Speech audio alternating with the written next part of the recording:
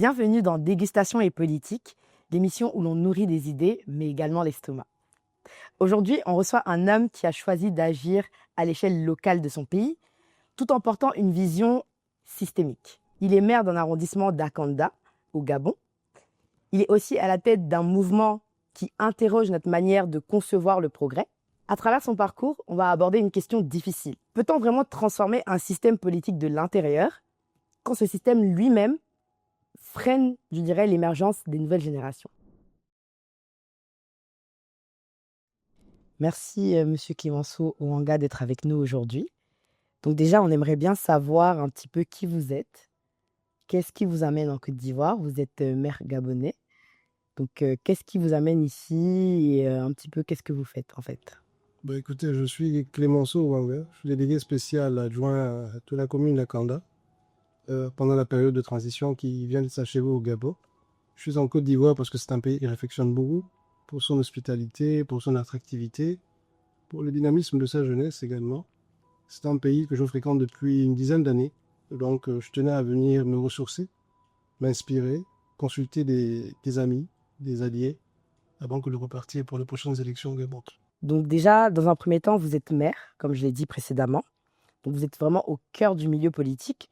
Donc selon vous, en fait, heu, est-ce qu'un poste local, parce qu'on parle vraiment de politique locale ici, est-ce qu'un poste local permet vraiment de transformer les choses dans un système qui est assez centralisé, je trouve?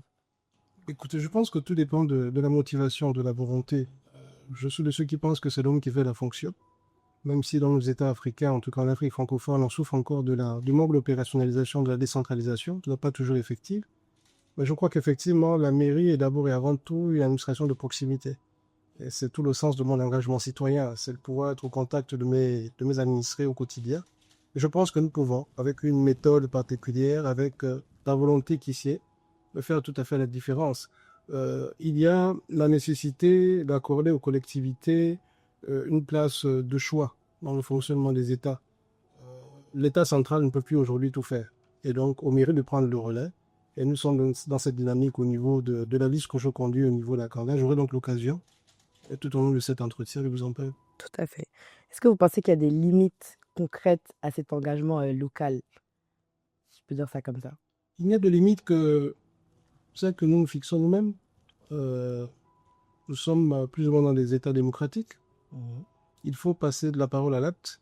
Il y a le principe qu'il faut s'engager. S'engager, c'est avoir un minimum de courage, pouvoir agir pour les autres, être une solution. C'est ce que je dis à mes collaborateurs au quotidien.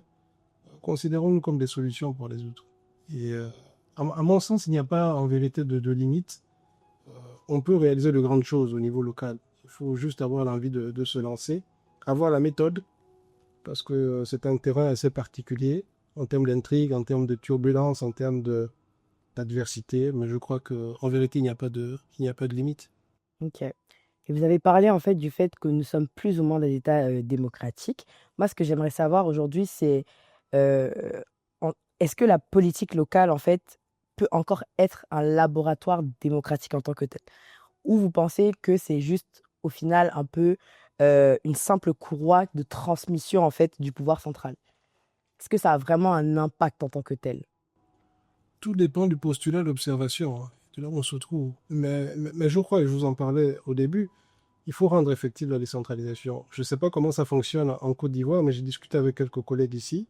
Il y a des débuts de décentralisation. Au Gabon, le président de la République, chef de l'État, Blaise Clotaire Oligui Nguema, a donc mis en œuvre un certain nombre de dispositifs pour que dès janvier 2026, cette décentralisation soit progressive. Donc l'État va nous rétrocéder aux collectivités locales un certain nombre de prérogatives pour, on va dire, en guillemets, nous tester.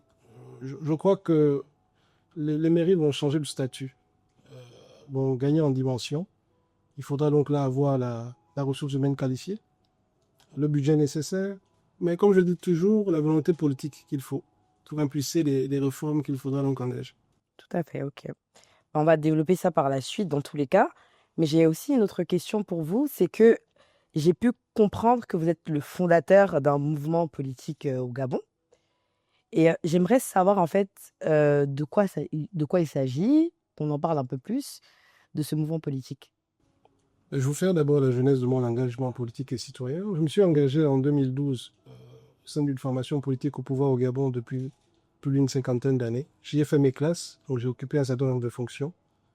J'y ai beaucoup appris en termes de vécu, en termes d'expérience, en termes de pédagogie, de management politique. Et j'ai décidé, à l'issue donc, de ce qui s'est passé le 30 août 2023, le coup de la libération qui a permis donc au Gabon de connaître un autre essor, de faire cavalier sur un autre chemin. Et donc, avec une quarantaine de jeunes cadres comme moi, nous sommes réunis et nous avons créé le mouvement politique Génération de Progrès en octobre 2024. Un mouvement qui a bientôt 10 mois aujourd'hui, qui a fait pas mal de choses sur le terrain. Nous avons compris une chose, c'est que les Gabonais attendent d'autres formats d'engagement citoyen. Les partis classiques, les cadres partisans connus depuis une cinquantaine d'années ne sont plus en réalité adaptés à l'engagement et à la prise en compte des préoccupations. Nous avons voulu créer quelque chose de tout à fait light, flexible, adapté donc au monde des NDIC, et nous pensons que nous sommes sur le bon chemin. Et au-delà de ce mouvement politique, nous avons avec l'autre créé une coalition indépendante pour la circonstance, parce Ok. qu'on en parlera. Nous allons aux élections parce que nous pensons qu'il ne suffit pas simplement d'interpeller, de proposer, il faut pouvoir agir. Et donc agir, c'est aller aux élections, c'est pouvoir se frotter au suffrage universel, la consultation populaire, et voir si ce que nous avons mis en œuvre pendant 10 mois, les Gabonaises et les Gabonais l'ont véritablement entendu. Ok, tout à fait. J'ai envie de rebondir sur le fait que vous avez parlé de jeunes cadres. Donc ça veut dire que vous êtes relativement jeune. Moi, ce que je veux savoir également aussi, c'est est-ce que dans votre équipe, que ce soit votre équipe municipale ou encore au sein du mouvement, euh, quelle est la place des jeunes? Est-ce que les jeunes sont vraiment entendus dans votre mouvement? Bien sûr, le leader, c'est un jeune. Je suis jeune. L'ensemble de notre bureau, à 80%, il est constitué de jeunes. Mais la jeunesse ne suffit pas toujours. Il faut faire un savant mélange de sagesse, de jeunesse, de force, de fou.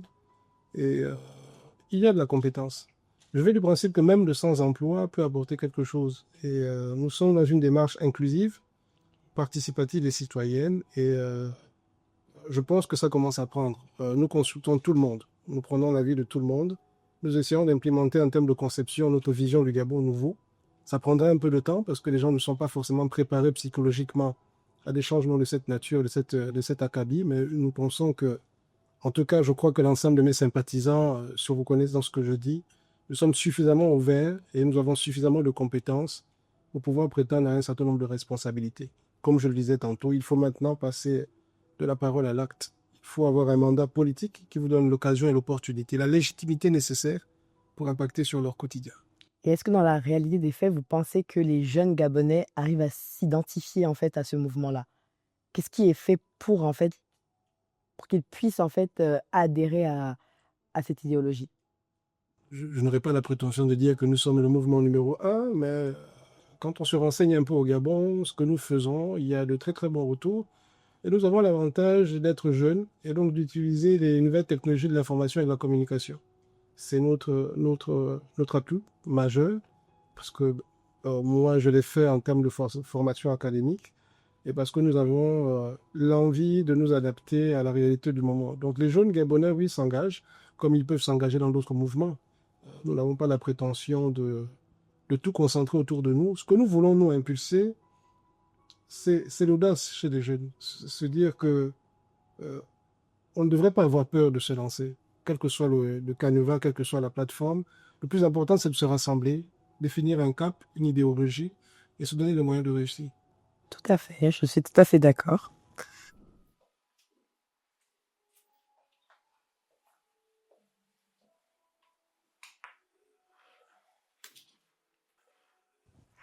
Donc aujourd'hui, on est en partenariat avec donc un chef privé qui a son traiteur. Donc c'est Diutsi Traiteur qui nous a confectionné un peu des petits plats, des petites choses que tu pourras goûter. Bon, on va dire le plat vient de la Côte d'Ivoire. D'accord. Après pour l'entrée, le dessert, je ne sais pas du tout. On va découvrir. On va dire. Merci. Mesdames et messieurs, bonjour. Alors, je suis chef Latif Zakité et aujourd'hui, je vous présente mon entrée qui est un peu des arabes fraîches. Des arabes fraîches qui est composé de différents légumes de saison ici en Côte d'Ivoire. Et nous avons des œufs farcis au poulet et quelques protons avec une magnifique sauce accompagnée d'eau. Merci. Merci. On va goûter tout ça. Je te laisse verser la vinaigrette. Les femmes avant. Peut-être. J'ai envie de dire, bon. Faire un truc esthétique. Parce que moi, j'en abuse. Hein. Donc, on va goûter tout ça. On y va.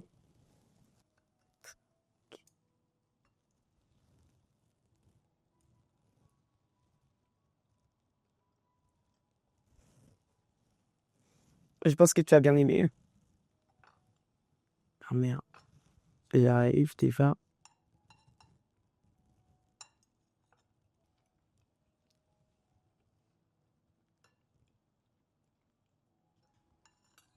Chez nous, au lit, quand on va pas chez son bel manger. C'est bon. Ah bon? Je savais pas. J'ai une question ici qui va concerner vraiment les jeunes. En fait, c'est de savoir si pour vous, aujourd'hui, il existe vraiment une pensée politique jeune en Afrique francophone. Parce que vous êtes Gabonais, nous sommes Ivoiriens, donc on a quand même des dynamiques, Nous sommes africains. avant tout, on a quand même des dynamiques qui vont dans un même sens par moment, Tout à fait. qui prennent des chemins différents dans d'autres.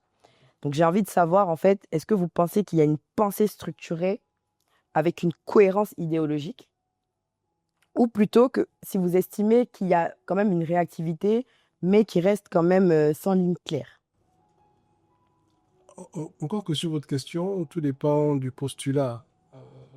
Postulat de tout un chacun. La situation du Gabon n'est pas forcément celle de la Côte d'Ivoire ou du Sénégal. Tout à fait. Et donc, il faut pouvoir adapter les choses à leur contexte. Mais je crois que ce n'est pas encore suffisamment structuré. Nous nous battons d'ailleurs, nous, au niveau du Gabon, pour implémenter un modèle, une méthode, comme ça a été le cas avec le PASTEF au Sénégal. Nous estimons que c'est un modèle d'engagement citoyen à la sénégalaise. Nous voulons, au niveau du Gabon, créer et être les pionniers de ce modèle d'engagement citoyen à la gabonaise. Il y a d'autres qui l'ont fait en Côte d'Ivoire, qui le font au Cameroun, un peu partout en Afrique francophone. Mais il faut suffisamment s'organiser. Si on veut aller au-delà de la simple réflexion, pour conquérir des territoires, pour pouvoir avoir une place de choix dans les sphères de décision, il faut faire bien plus que de la parlotte. Il faut s'organiser, il faut se structurer. Ça prend un peu de temps, mais il faut bien qu'il y ait des gens qui payent le prix. Et nous avons décidé, nous, au niveau du Gabon, au niveau d'Akanda, de payer le prix. Tout à fait. Ok. Et pour continuer à parler des jeunes, vous avez parlé du fait que votre mouvement touchait un peu toutes les classes sociales. Donc, on va dire les jeunes Gabonais pouvaient se représenter, se sentir représentés par ce mouvement-là. Moi, la question que j'ai là, c'est que on a une réalité dans nos pays qui est que nous avons des générations qui peuvent être éduquées, mais qui sont très précaires au niveau des jeunes. Donc, est-ce que vous pensez que l'engagement politique qu'on demande aux jeunes de façon générale, est-ce qu'il est possible, est-ce qu'il est crédible sans une base financière ou économique assez stable?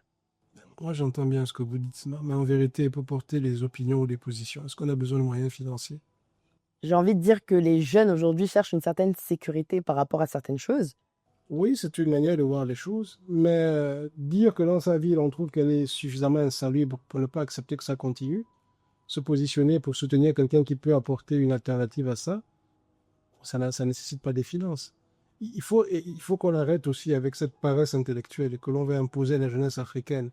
On veut prétexter la précarité ambiante comme motif de l'absence d'engagement. Je ne suis pas de ceux qui pensent ça. Je crois que nous avons tous la parole, nous avons la capacité de nous exprimer, et il faut avoir une génération qui a l'audace de son ambition et le courage de ses convictions. Il faut se dire que je ne suis pas d'accord, et je le dis clairement. Il faut, comme on le dit dans la Bible, que votre oui soit oui et que votre non soit non. Ok. D'accord. Alors, mesdames et messieurs, pour le plan, j'ai opté pour un incontournable de la gastronomie ivoirienne. La ticket et plein braisier. Alors là, vous avez 8 sauce tomate et vous avez la sauce piquante. Vous avez des différents condiments. Le poulet qui a été plaisé par la flamme avec la vaseline de la ticket, la râti. Du coup, vous m'avez dit que vous vouliez goûter un petit peu ce qu'on fait en Côte d'Ivoire. Je ne savais pas ce que vous aimeriez manger, donc on a opté pour quelque chose d'assez commun, de quelque chose qui est beaucoup aimé aussi par les Ivoiriens, Et donc, on trouve là, comme il l'a dit. Donc écoutez, Je le suis. on y va. Hop. Mais du coup, enfin, là, on mange avec les couverts et tout, mais ici en Côte d'Ivoire, on a une façon de manger la tchéké quand même. Il semble que Donc je pense qu'on va poser les couverts, ce soit plus corporate. un peu quand même. Du coup, j'enlève ma bague parce que on va faire des choses. Donc, est-ce que tu l'as déjà fait déjà? Non, Jamais? jamais. Ok. On va prendre un peu d'atchéké. Donc, comme ça. C'est pas évident avec les ongles. Ça va. Hop. Moi, je le mets un peu avec les condiments et tout. J'aimerais bien aussi avec le poulet. Tu rassembles. D'accord. Ok. Et après, tu fais une boule, comme ça. Il D'accord. faut que ce soit bien compact. Et ensuite, ça n'a pas le même goût. C'est tellement ivoirien. C'est pas simple. Hein. C'est Je pas peux simple. manger comme je dois manger à la maison, là. Je vais manger comme on doit manger à la maison.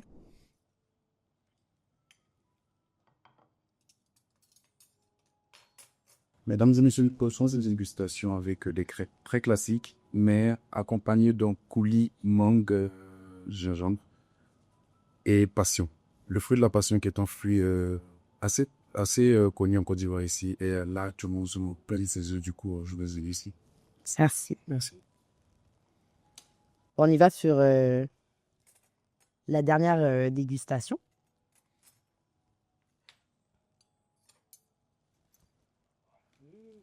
Et là.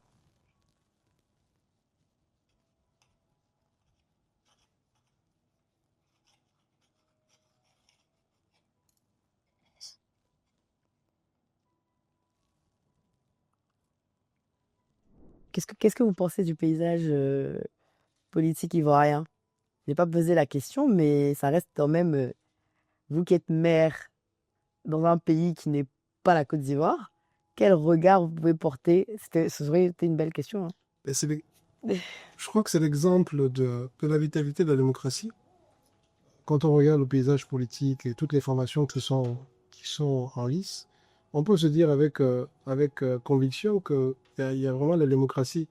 Après, si la démocratie, c'est absence de prisonniers politiques et autres, ça dépend du postulat, d'observation et d'action. Mais je crois qu'effectivement, c'est important pour un pays comme la Côte d'Ivoire d'avoir autant de partis politiques engagés, d'avoir des divergences, parce qu'en vérité, l'authenticité d'une démocratie, écoutez, se dénote de la capacité de ces leaders à impulser un certain nombre d'idéologies dans la contradiction. Et donc, pour moi, ça ne me dérangerait pas.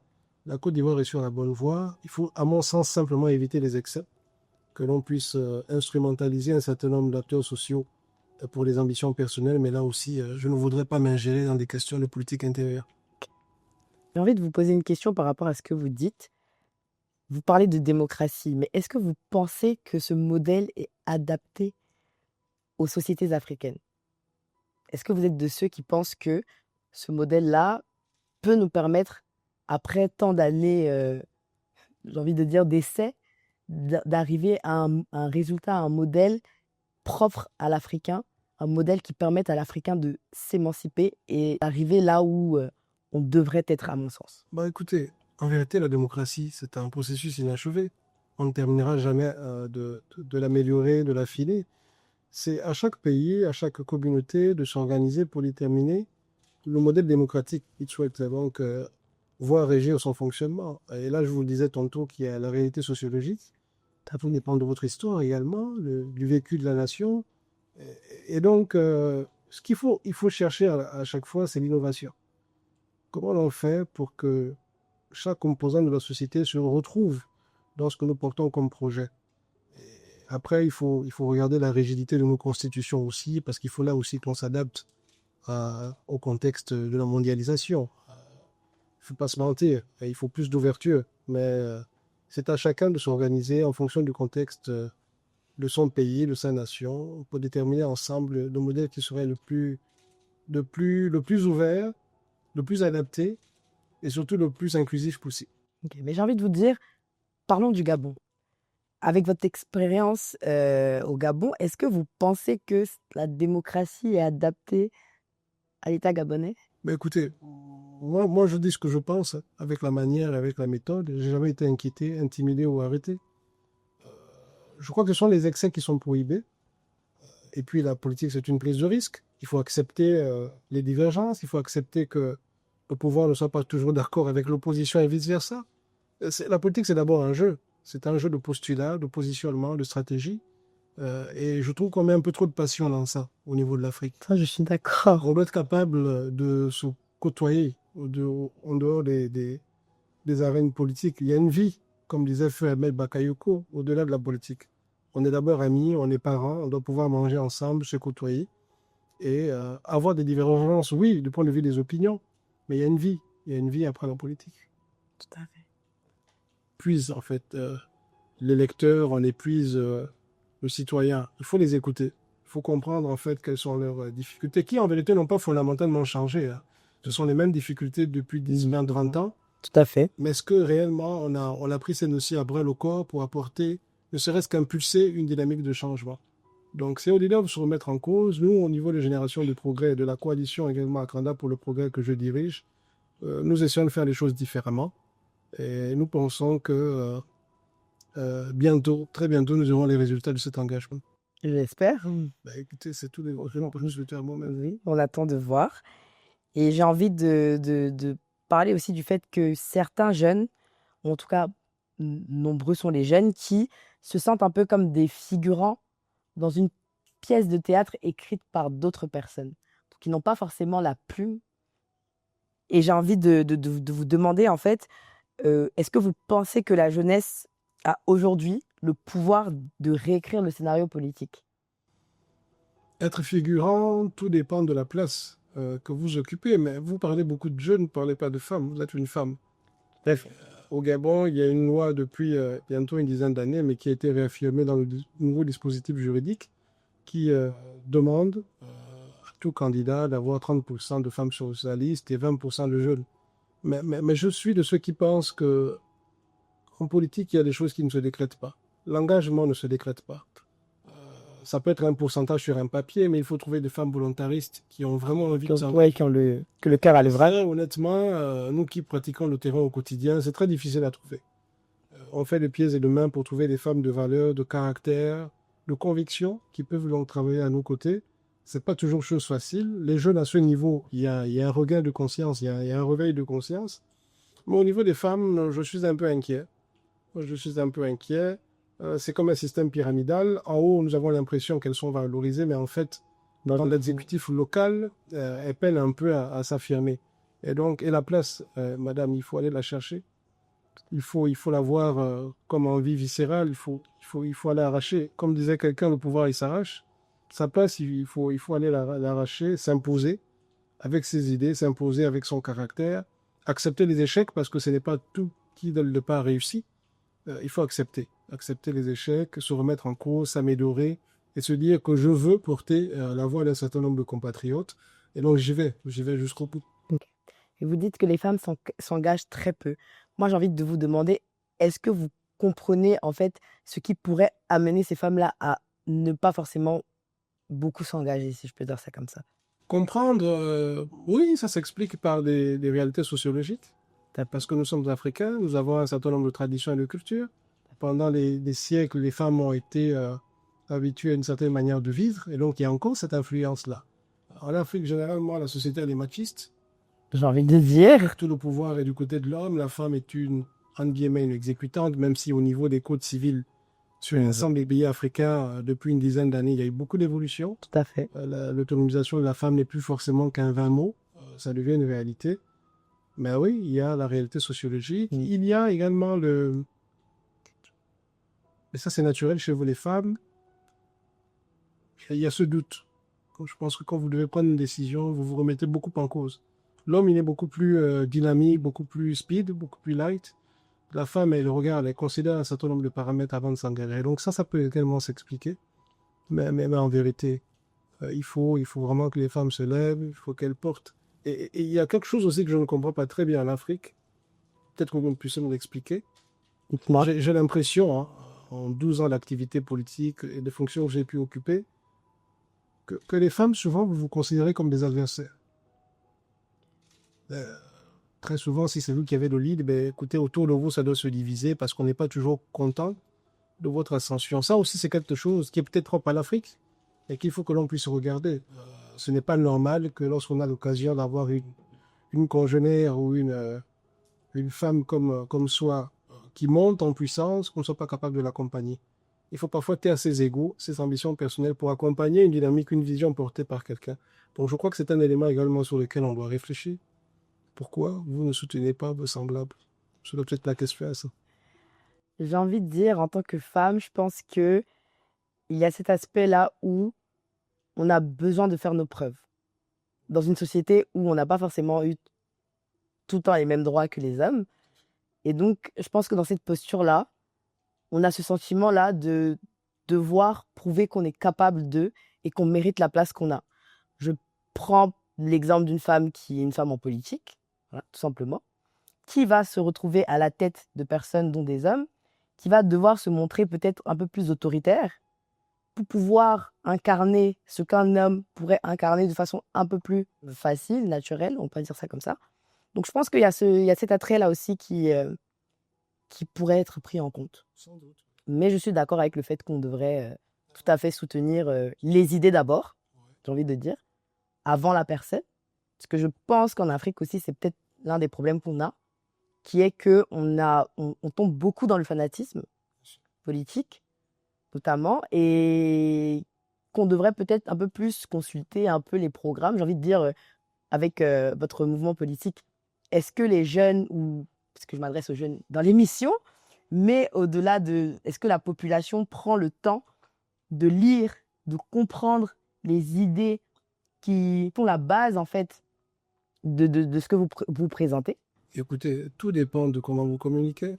Ok, À force d'écouter une chanson tous les jours, vous commencez à la mimer tout à et à fait, la maîtriser. tout à fait. C'est une question d'éducation aussi, j'ai envie de dire. L'éducation, c'est une question de canaux de communication adaptés à leur quotidien. Je crois qu'aujourd'hui, il faut, même si dans une zone où vous avez gagné 10 personnes qui sont convaincues, je crois que c'est déjà beaucoup. Ce que nous sommes en train de mener comme combat, ce n'est pas en vérité le combat de la quantité, c'est celui de la qualité. Quand vous aurez gagné par zone 10, 15, 20 personnes qui pourront ensuite aller parler de vos idées, de vos projets pour votre localité, quand vous en avez une dizaine de zones comme ça, à un moment donné, ça fait beaucoup. Et donc, il ne faut pas se précipiter en pensant qu'on peut, dès la première année, au bout de 5 ans, conquérir les cœurs de cette manière-là. Non, il faut prendre du temps. Ça pourra prendre 5, 10, 15, 20 ans.